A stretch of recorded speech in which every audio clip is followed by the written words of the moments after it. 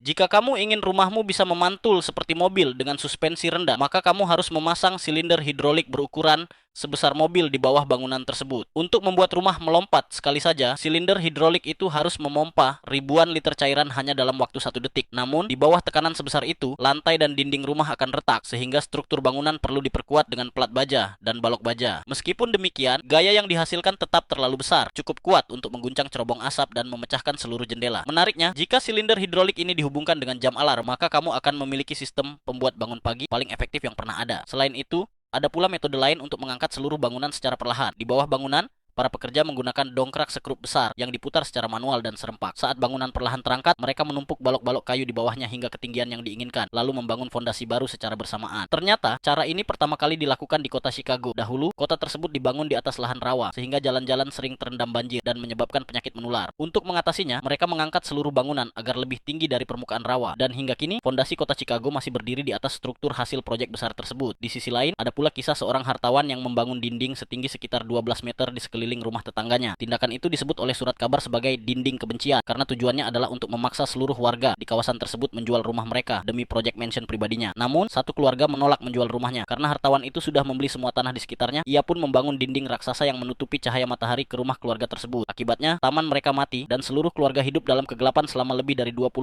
tahun. Setelah keluarga itu meninggal dunia, keturunannya akhirnya menjual rumah tersebut kepada keluarga si hartawan. Ironisnya, setahun kemudian, gempa bumi besar menghancurkan seluruh kawasan itu hingga rata dengan tanah.